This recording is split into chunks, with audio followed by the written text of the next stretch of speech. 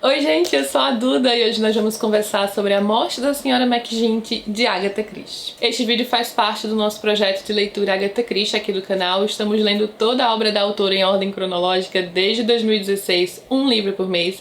E se você é novo aqui no canal ou perdeu algum vídeo, a playlist completa do projeto vai estar aqui em cima nos cards. Então agora em julho estamos no ano de 1952, uma história publicada originalmente no início da década de 50 com Hercule Poirot, e que pra mim foi especial por ser um caso inédito com Poirot. Eu não tinha lido este livro, quem acompanha o projeto sabe que realmente a maior parte pra mim são releituras, então quando chega um caso inédito eu fico muito empolgada. E essa aqui é uma história que se passa num vilarejo pacato, supostamente habitado por pessoas boas, respeitáveis, que ajudam umas às outras, mas que no fundo a gente sabe escondem muitos segredos, fofocas e um assassino entre eles. Aquela típica ambientação de Agatha Christie que na verdade me lembra muito os casos de Miss Marple, né? Geralmente essa estrutura de vilarejo pacato, aquelas associações tão típicas de Miss Marple, da natureza humana, que ela vai associando uma pessoa a outra.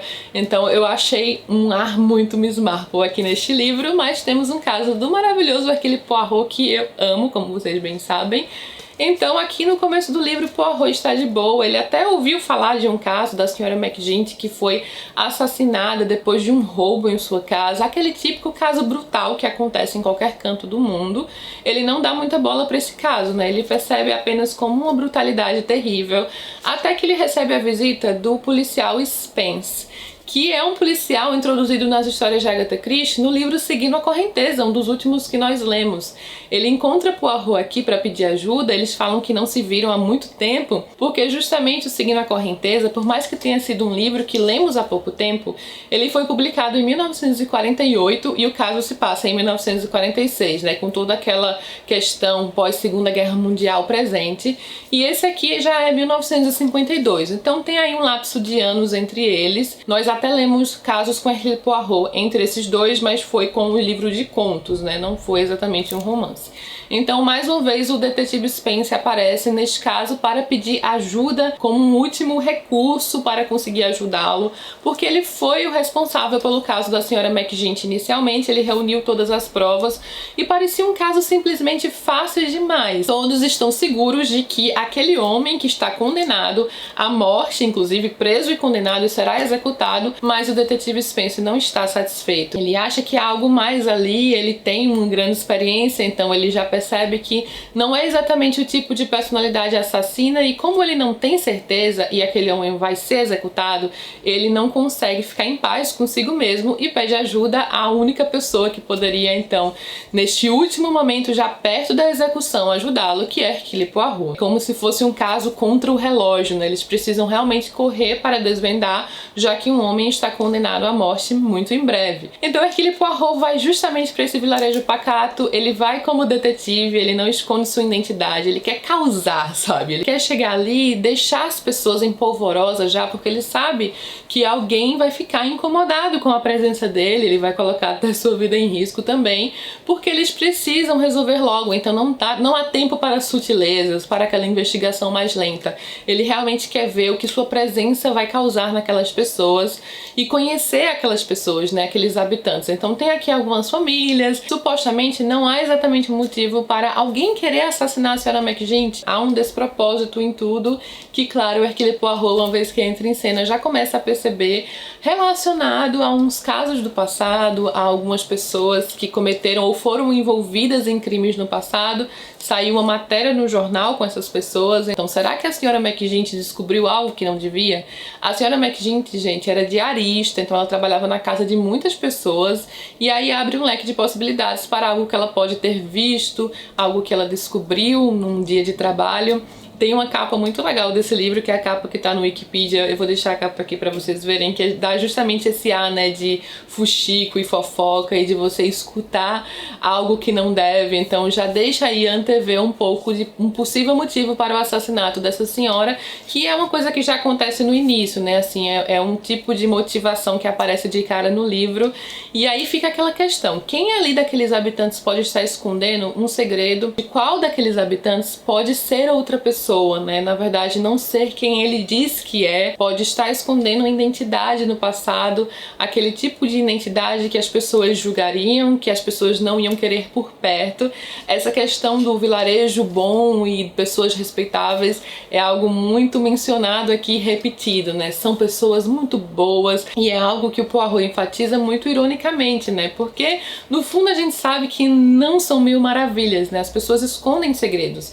Porém, será que esses segredos têm a ver com crime? Ou será que esses segredos têm a ver com outras histórias? Porque é possível, né? Uma vez que alguém chega ali para desencavar algo, outras coisas podem surgir.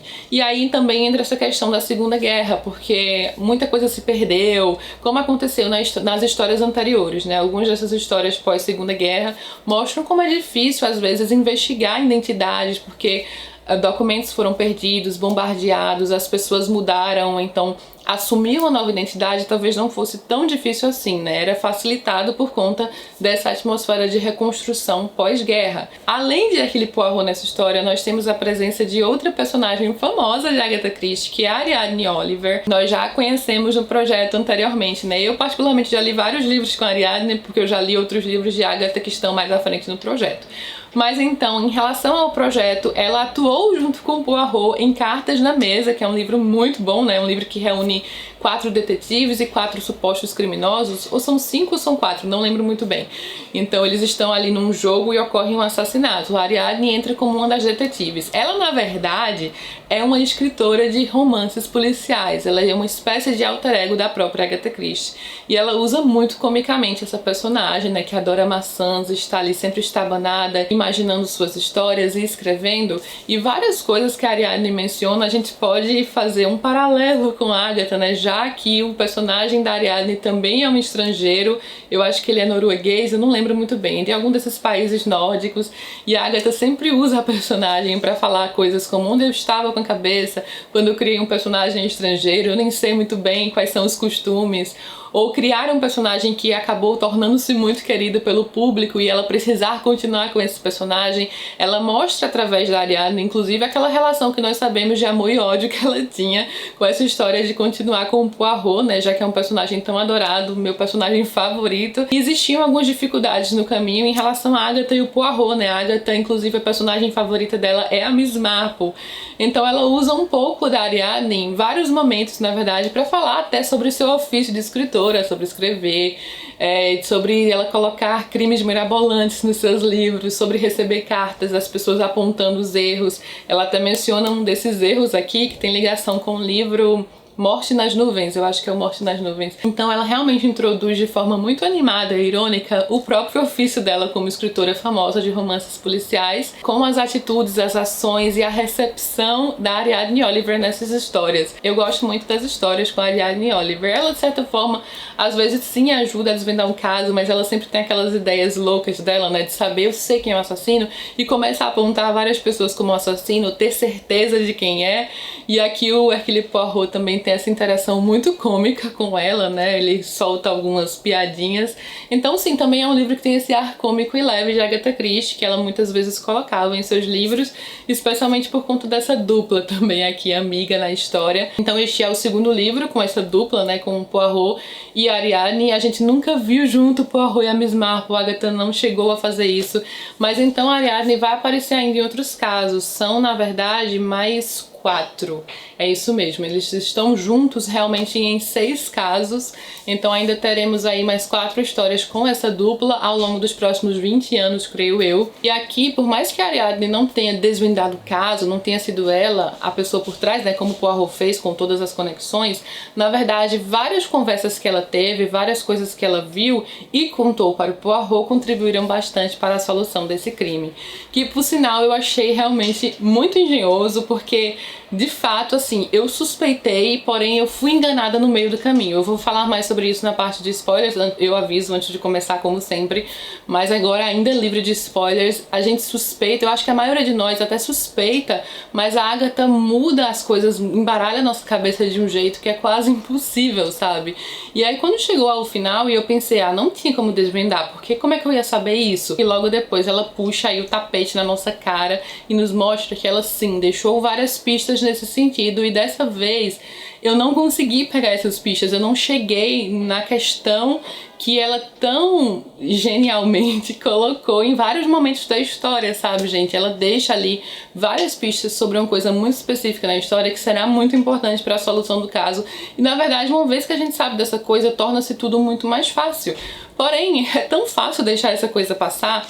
E quando eu soube disso que era, e ela começou a mostrar, né, através do personagem, através de Poirot, como isso foi mostrado em vários momentos, eu me senti assim, realmente muito enganada. Só que eu adoro ser enganada nas histórias de Agatha Christie. Então eu realmente achei esse um caso muito legal nesse quesito, porque ele não é aquele crime ultra mega engenhoso, mas ele parece ser, pela forma como as coisas são apresentadas, sabe? E eu consegui ser enganada, porque eu já tô me sentindo assim muito detetive nas histórias, né? Porque normalmente eu consigo pescar aqui pistas, aqui e ali, que me ajudam a desvendar o caso, se não completo, pelo menos em parte, mas esse aqui eu realmente não consegui. Antes de passar pra parte de spoilers, né, eu também quero mencionar algumas outras coisas, como o fato do Poirot começar esse livro lembrando do Hustings. Gente, eu acho essa amizade tão linda.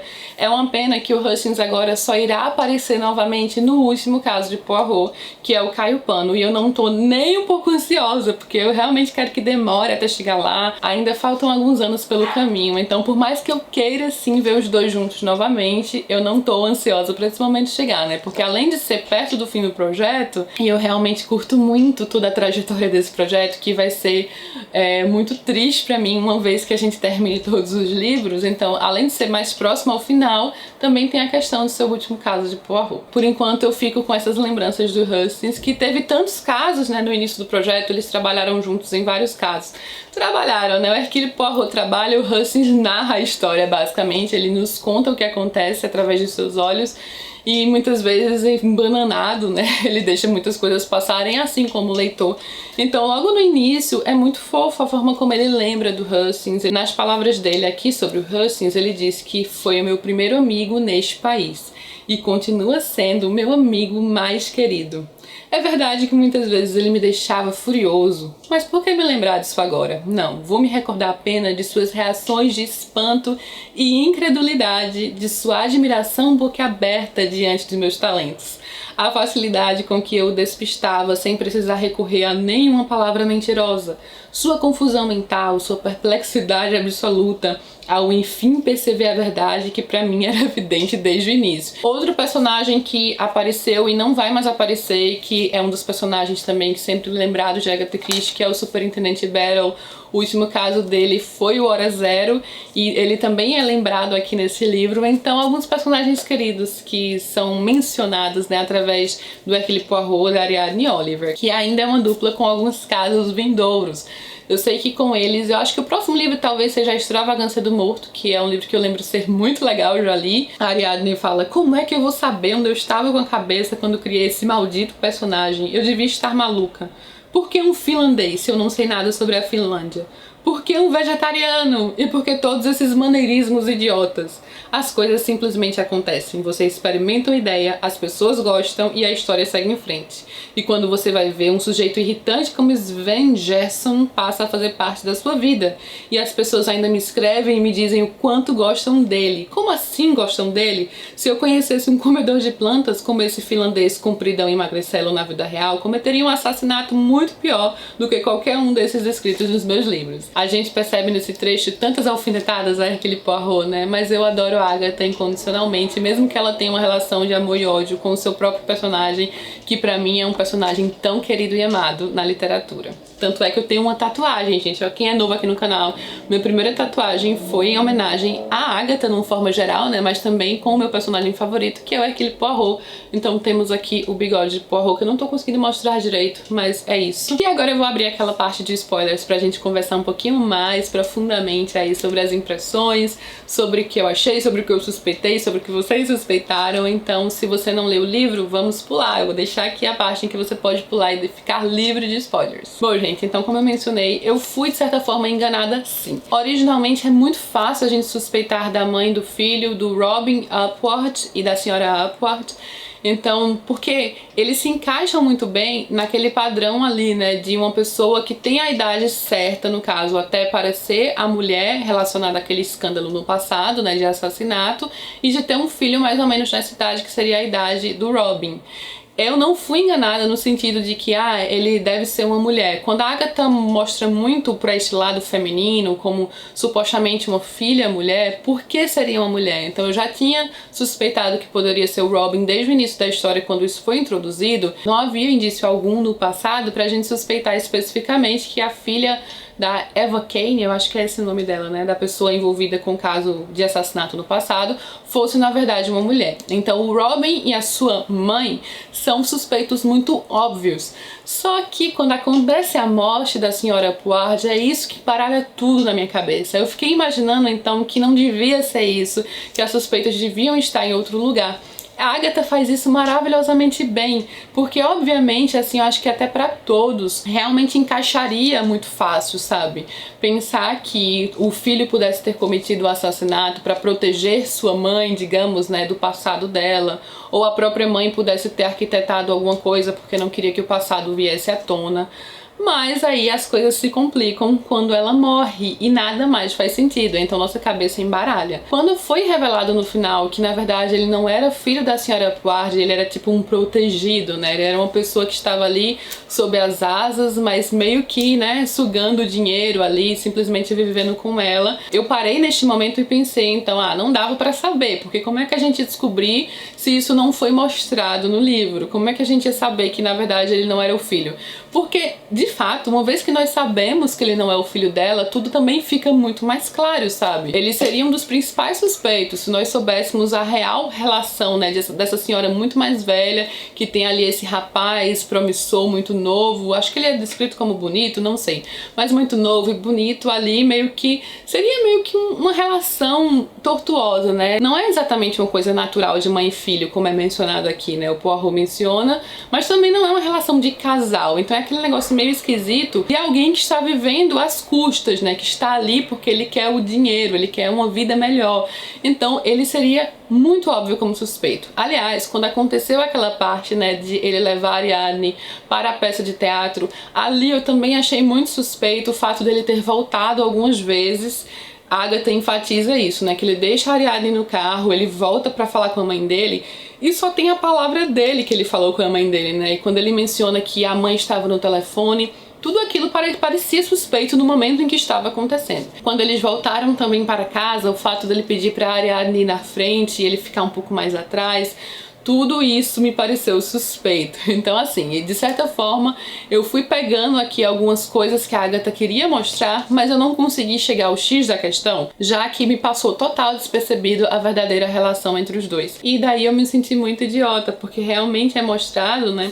Eu até escrevi aqui, gente, em alguns momentos, realmente é mostrado como essa relação não era normal, né?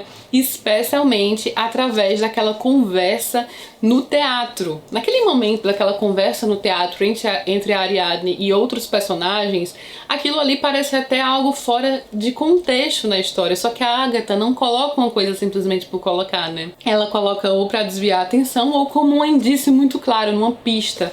E aí, quando eu soube da solução do caso, eu até voltei àquela parte do livro pra ver o que aquele ator tinha falado pra Ariadne Oliver, e ele fala assim muito na cara, ele praticamente entrega a relação dos dois, né? Sabe o que ela fez com o coitado do Alex? Ficou na maior bajulação com ele durante quase um ano, então descobriu que no fim ele não era um imigrante russo e aí acabou dispensando. Ele meio que conta aqui nessa história o fato dela ter escolhido um protegido, né? Depois descobriu que, na verdade, ele mentiu pra ela, então ela simplesmente o descartou. Ele sai contando absolutamente tudo aqui. Então, gente, eu acho que aqui a Agatha conseguiu fechar, sabe, as coisas que ela mostra, as pistas que ela passa, de uma forma tão despretensiosa em vários momentos, que depois eu fiquei pensando como eu não vi. Nesse caso eu realmente fiquei, voltei assim em algumas partes do livro, percebi algumas alusões de Poirot a várias coisas que eu deveria ter prestado mais atenção, quando ele tá lembrando sobre a pergunta de Maureen, né, sobre aquele quesito da adoção, quando ele está pensando sobre a conversa de Ariadne Oliver, ele menciona que isso é importante, ele menciona do nome Evelyn Hope, mas a questão do nome ser masculino, que eu não sabia, não faria tanta diferença assim na solução do caso, até porque eu achava que Evelyn Hope Hope era simplesmente um nome escolhido